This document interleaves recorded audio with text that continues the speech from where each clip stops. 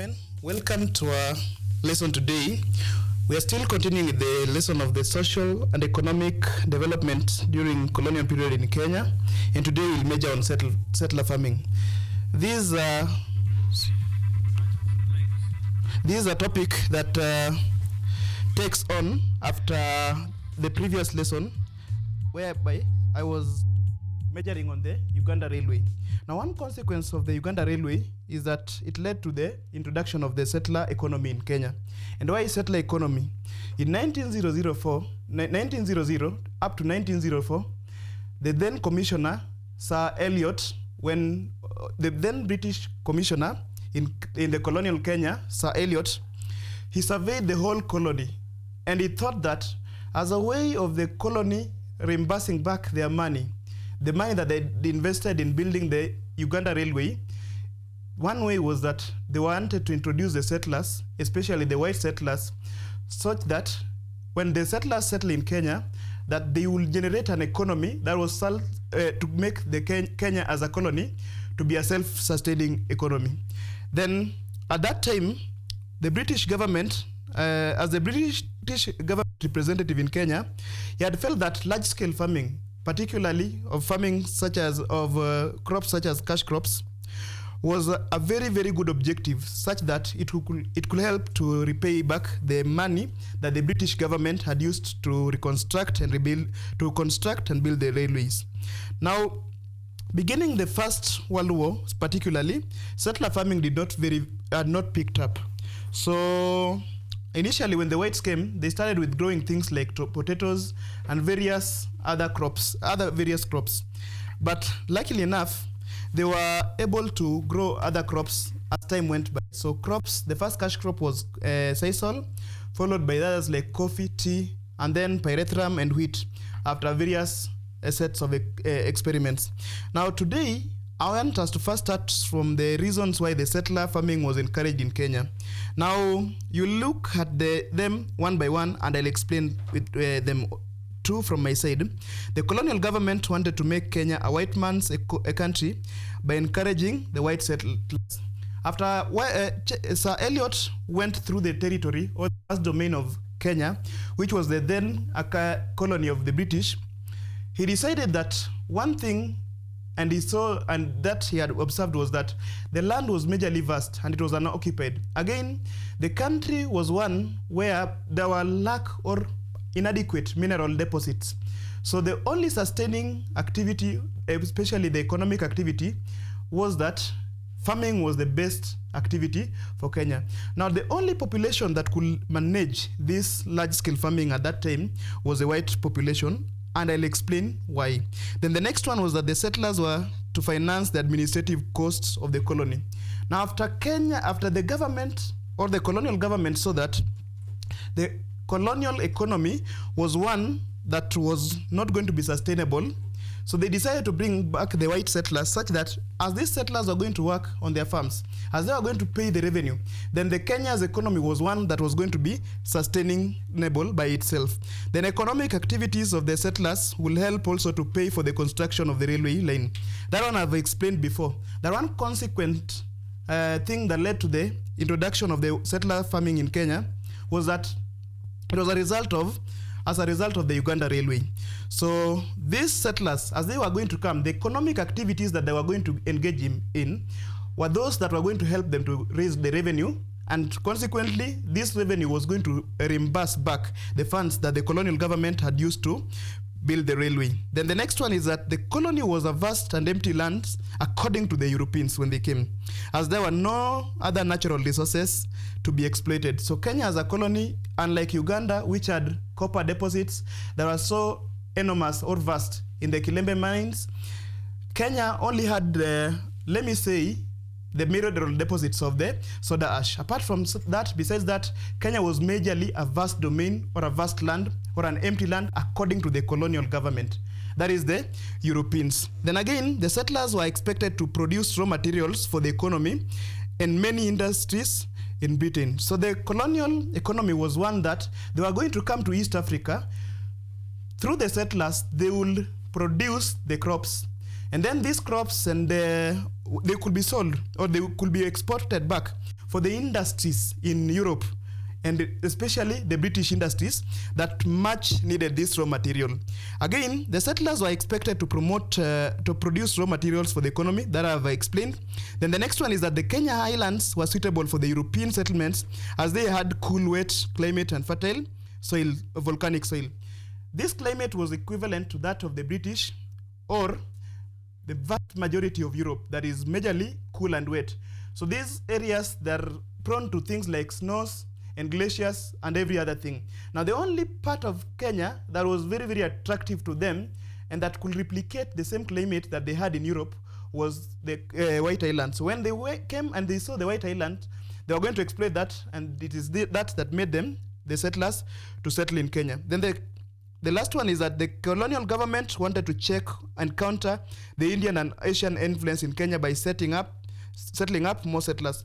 Now after the building of the Ugandan railway, most of the Indian coolies that previously were working on the railway line, they resorted to staying in Kenya rather than going back to use the money that they've been paid back in their own country in Asia. They found that they could settle in various emerging centers that were emerging in Kenya, and that they could invest their wealth, and they targeted mainly the Africans who were there, the native Africans who were to be their customers. When the Asians came and found that this area was very, very suitable for business, they even encouraged their fellow Asians and fellow Indians to come to Kenya and settle. Now this did not go well with the white settlers who wanted to be a majority and not the Indian immigrants that they had brought or the Indian coolies that they had brought. So to counter this population of emerging population of the Indian people, the whites decided that they would settle various people of the white origin in Kenya. Now, next we are going to look at the methods used by the colonial government to promote settler farming. So number one is acquisition of land. This acquisition of land was the forceful acquisition of land, not only acquisition of land.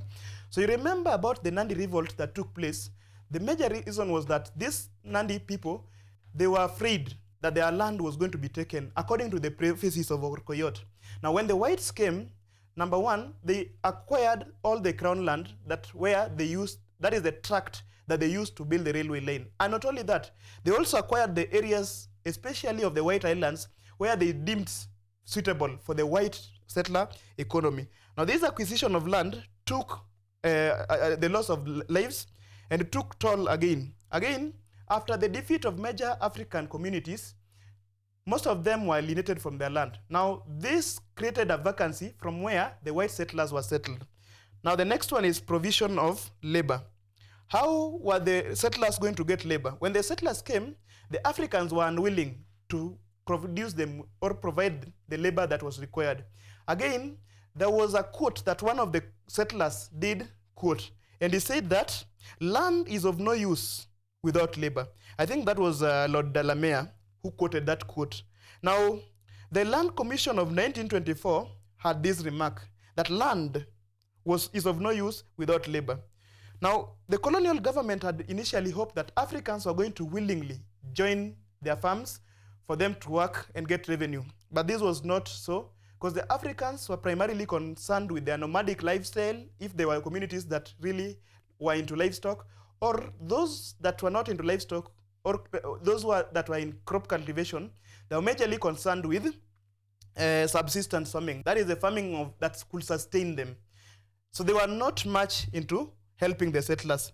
So to ensure that these settlers got the much needed African labor, several measures were initiated to force the Africans to provide the labor, as I am going to explain later. Then the next thing is technical assistance. Now, technical assistance is that the colonial government gave the settlers the much needed technical assistance that they needed. If it is things to do with farm equipments, then it is the colonial government that ensured that they brought in tractors that helped the colonial settlers to cultivate. Again, with the technical assistance means that they could build for them roads, they could build for them infrastructure, starting with the Ugandan railway. Then they could also build communication like telegram wires and telephone wires.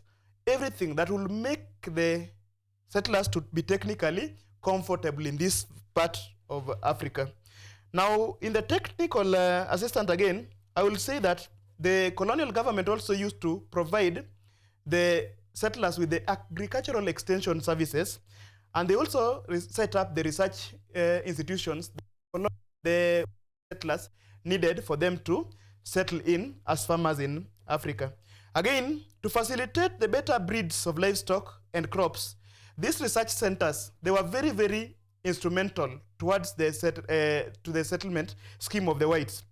Again, the last thing under the technical assistance is that the colonial government provided them with the Department of Agriculture that was established. It was created to assist in the development of the settler farming. Now, the next one is through transport and communication. Now, the colonial government developed extensive road networks and railway networks and even telephone networks. Now, all these roads, they ran from the farms into the railway station and then from the railway station to the port. Now, all these were meant to extend an extensive network that will enable the settlers to transport their agricultural goods from the farm to the markets. Then again, the colonial government provided them with the security. So the government provided them with the security that they needed. For instance, in the case where the white settlers encountered hostile communities who were agitating against land alienation, then it was the part of the colonial government to ensure that they employed the security that was needed to ensure that they maintained the security. So in the regions where they tried to resist, then the settlers could call the colonial government, who will provide soldiers who will crush these Kenyan communities to ensure that they were defeated. Then the last thing is the setting up of credit facilities. Here, the government set up financial institutions such as banks and cooperatives to ensure that the white settlers were very, very comfortable. This would give them the monetary and financial assistance that they needed to produce their farm goods. Now, afterwards, we can say that the government also gave them the loans and credit facilities that they needed to jumpstart them in their farming activities. Now next, I'll go to the methods used by the colonial government to obtain African labor. So under the point of provision of labor that I explained under the methods used by the colonial government to promote settler farming, when it comes to obtaining African labor, there are major steps that the colonial government took to ensure that the Africans were going to either be forced to work with or without their liking. So number one, there was the establishment of this law, which was the Master-Servant Ordinance. And I'll explain it as follows. So the above ordinance was made in 1906. And it forbade Africans from evading duty, such that if you are a servant of a colonial master and you are found in negligence, or you just decide that today you are not going to work, then it was tantamount to being imprisoned, or you could be whipped very nice lashes of canes. So this, courtesy of this Master-Servant Ordinance, the settlers could obtain a constant supply and consistent supply of the labor that they really needed. Again, the low wages. If you want to make somebody poor and dependent on you, if you want to make somebody to be dependent on you, then you have to make that person poor and reliant on you, just the way you do to tame a domestic animal. So if you want them to respect you, you give them low food, and in this case, the Africans were paid peanuts or low wages. How? In order for the Africans to continue working and looking for money, they were paid or they were remunerated very lowly. Yes? So this meant that they will sell their cheap labor for to meet their daily needs. In this way, this made them to become the permanent servants of the white settlers. The next is that they were forcefully recruited. So there is the next point of forced recruitment, where there was forced recruitment for African labor for the white settlers. So when the Secretary of Native Affairs, A.C.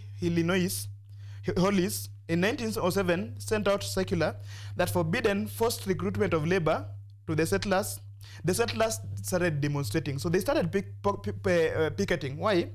They even asked the colonial government to permit them to legalize flogging. Flogging is just caning and whipping of the Africans when working. Again, they also wanted the colonial government to pass laws or to legalize laws that enable taxation to be increased. So with increased tax, it meant that Africans were going to look for tax forcefully from the white colonial government or the white settlers for them to remit them to the colonial government. So this is a way of luring them to come and work. Then again, the next one is the Native Registration Ordinance. And this ordinance was introduced in the year 1915. Now this ordinance forced that all Africans, all native Africans, were forcefully registered to facilitate labor recruitment. So you could be registered and you could be offered or issued with a kipande. And in that kipande of an African, it had to bear the name of the white settler that you are working for. So by default, you just had to have a white settler that you are working for, even if you never subscribe to that. Then creation of reserves. So reserves were created for the African where they could be pushed to villages where they were overcrowded and overpopulated. Now in these reserves, they could not get the much gardens that they needed. The little plots they had were for like kitchen gardening. So it meant that they never had their own land. Now when they were pushed in the reserves, it meant that they could not become large-scale farmers, so they could not compete with the white settlers. So all the large tracts of land were left for the white settlers, while the Africans, they were pushed into the native reserves. Again, with the native reserves, they were overcrowded and overpopulated. So this meant that with this type of setting, they were forced to go back to the white settlers' farms to work there for them to get their much daily needs. Then again, the next one was the introduction of the kipande system. Now the kipande system, as I have just told you, it was just a form of identification. In very developed countries like the US, mostly even if you watch in the movies, the identification that is always asked for everybody is just but a mere driving license. Now in developing countries, you are asked for your identity card. Now this is a form of repression or oppression that we inherited from the colonial government. And what did the colonial government used to do with the kipande? Now, under the name of the, under the tag that the Africans had to wear in form of kipande, it bore the name of the white settler who employed them, the farm where they worked, their ethnic or traditional background. To date, most of the ethnic, much of the ethnic background and everything, and even village, is still attached to our national ID. It is something that even the current government, after way forward, like 60 years, almost 60 years after independence, they've not realized that this is a backward thing. Again, the kipande system also meant that the Africans could not desert their employers. If they went to another employer, then the identity card, through the identity card, the white men could know, and they would return them back to their former employer. Then there was the Northi Secular. Now this Northi Secular was introduced in the year 1919, and the terms of the secular meant that the African chiefs were encouraged to ensure that local people or to recruit the local African natives into forced labor. Then there was the squatter system. The squatter system is where arbitrary land alienation was done to ensure that the Africans were their squatters, meant to be squatters on their own land. For them to keep staying on their own land or their former lands, they just had to be squatters again in the farms of the white, or they had to go and work in the farm of the settlers. Then the introduction of the cash crops. Now, Africans were initially forbidden from having or growing cash crop, things like tea, coffee, pyrethrum, wheat, or sisal. Now, this meant that this was to encourage a very, very unhealthy competition, such that the white settlers monopolized the economic background of the economic backbone of the colonial economy. So the white settlers, they were having an advantage. Even though the Africans were majority, they were pushed in the reserves, they lived as squatters, and they served as the workers or the laborers in their farm. So the white settlers never had competition from the African majority, courtesy of this squatter system, this cash crop of the Africans being banned from growing cash crop. Then confiscation of livestock. So in the cases where the British saw or the British colonial government saw that some communities were so much into livestock, they will destock their livestock. So when they destock, they will say maybe, like Mwindi Bingu of Ukambani Association, he was protesting against the destocking of their livestock. Now, destocking meant that the government will just say that you have a lot of livestock and that it is promoting soil erosion. Now, when they destocked the African cattle forcefully, it meant that these Africans, they remained poor and they had to resort to working for the settlers. Then again, taxation is the last one. Now, when hut and poll tax were introduced, it meant that the Africans had to forcefully, they were forced, by the way, by this circumstance, that for them to pay revenue in form of funds, they had to go and work in the farms of the white settlers. So afterwards, all of these are the methods that the colonial government used to obtain the African labor that they needed for their economy. Now, I want to go now to the methods, the problems that these settlers encountered in Kenya. So number one, the Africans. Yes? So attack from the Africans. I'll explain that. Now, the major problem that the white settlers encountered was the attack from the Africans. So this was a prominent problem. Why? The Africans were not going to sit and watch their ancestral land be taken away without retaliating back. Number two, because they had been forced to be squatters and they had been forced to live in the reserves against their will, they never had a means of production. There is a saying that says that when you push a cat to the corner, then all that it has to do is to fight back, not to attack you, but protect itself. So the African communities, they decided and they started becoming hostile to the settlers. Why? Number one, they had lost most of their land to these white settlers. Number two, land alienation program ensured that they remained in abject poverty and constant poverty. Number three, they were not nowhere near economically compared to the white settlers. While the white settlers were filthy rich, the African natives remained very, very poor. Now, this ensured that the Africans resorted to, number one, they raiding settler farms. For instance, the Maasais used to raid the settler farms to obtain quality breed of cattle. Other communities, for instance, the Nandi, they used to raid the settlers out of retaliation or out of the fact that they wanted to get also cattle. They never had, they had been forced into poverty, so they were forced to become raiders. Number two, the second problem that the settlers got when they came to Kenya was lack of labor. Lack of labor, how?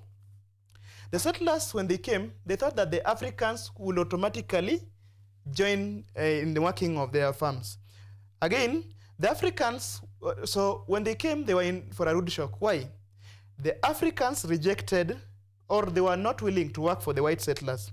Again, why were they not willing to work for the white settlers? In the African economy, they were very tuned, or they were geared towards subsistence farming. That is the farming that was meant to sustain their daily needs. So the indigenous crops such as sorghum, millet, and cassava, and all those were very, very sustainable for the African. Again, there was no need for them to work. Why? They never needed funds anyhow. Why? The economy was stable, the African economy was stable through subsistence farming. So they never needed, or they never relied much on the cash crops. So when these people came, the white settlers came and they introduced some things like cash crop. It was something that was very, very foreign or new to the Africans. In some cases, most of the cases, Africa was also endowed with a large or a vast numerical strength of the wildlife. Now, this wildlife, the Africans could hunt them to supplement their diet. So Africans had everything they needed in their land. So there was no need for them to work for the European for money. Now, a few Africans who were also willing to work also liked the skill to work in the agricultural sector, especially the agricultural farms of the settlers. So it meant that these Africans, they were very, very comfortable. So this was a very, very good it was a good recipe for the settlers to think of ways to force the Africans to start working on the land. You remember the quote that I've told you about Lord de la Mare, when he said that the whole of this vast land is just but a waste if they cannot find labor. And indeed, when they came, the Africans were not willing to work. So lack of labor became a very, very problematic encounter that the settlers had to face when they came to Kenya. The third one is the lack of capital. And I'll explain it in this way. When the settlers came, they never had this money that they had. Again, they lacked the farming equipment and the farming institutions that could advise them on what to plant. Again, this lack of capital meant that they required a lot of money, and this they did not have. Again, they had land, but they could not sell it, because in the early days, most of the Africans were foreign to the idea that land could be sold. Most of the land that Africans owned, they were communal land. So these settlers, when they received these large tracts of land that their colonial government had forcefully taken from the Africans, they could not even sell it in these early days. Again, there were no financial institutions, so things like banks, cooperative societies, or agricultural institutions that could support the white settlers, they were almost lacking. Now, all this in relation to the capital was a lack, the most severe one. And this one was the lack of farm tools and machineries for their farming activities. So when the settlers also came to Africa, especially Kenya, the major places were forested, or they were in rugged terrains. And with the lack of the proper farm tools and equipments that were not geared, if there were farm tools that came, they were not geared to work in this type of topography of Kenya. So this meant that this lack of capital really derailed the activities of the white men. Then improper mechanization led to the settlers to depend on the government for most of the farm operations. So at first, most of the farm operations that were led by the settler, the foundation was from the colonial government that really helped them to evade this challenge. Now the next one was poor transport network. When the settlers came to Kenya, the white settlers, most of the areas were very, very inaccessible. If there were areas that were very prime, then they suffered from the climatic condition of the geographical climatic conditions of East Africa. Meaning, when it rains, Africa is a continent that is blessed with blessing on the extreme. When it becomes dry, it becomes so dry. And when it rains, it floods. Accompanied with this was going to be a nightmare for the colonial government with regards to transport. Now, apart from the railway line, there was no other permanent means of transport. So this was a great deal to the African settlers, because it affected them with a great deal. Again, the only things that they were able to use for transport were ox-drawn wagons. Now, irrespective of the physical condition of the roads, these wagons that were pulled by the oxen, they were so slow. The white men or the colonial settlers, they could only but carry very little activities. Then the unpredictable natural conditions of Kenya. The settlers, before they came, they lacked the previous knowledge of the regions that they stayed in. So when they came, number one, they lacked the knowledge in terms of the soils, the type of soils, then the topography, then the amount of rainfall, then the drought level. So with this lack of this prior knowledge meant that when they first experimented with crops, they used to plant during wrong season. Now this did not go well with them. Again, other crops that they tried to introduce did not go well in certain areas. Now this meant that the settlers had to incur great deals of losses because they planted during wrong seasons when they came. Then again, the prevalence of tropical diseases. Now Kenya is a country that is along the equator, and it's just below the Tropic of Cancer and above the Tropic of Capricorn in the south, meaning that our country is predestined to suffer from, we are predisposed to tropical diseases like malaria, sleeping sickness, and when the white settlers came to Kenya, these diseases that they were not tropical, they were not used to, really affected them. So Lord de la Mare, who is credited with the growth of dairy cattle, before he really focused on that farming, he lost a lot of cattle to tropical diseases, including sleeping sickness and the climate. Then again, there was the limited markets. Limited market, I'll explain it as follows.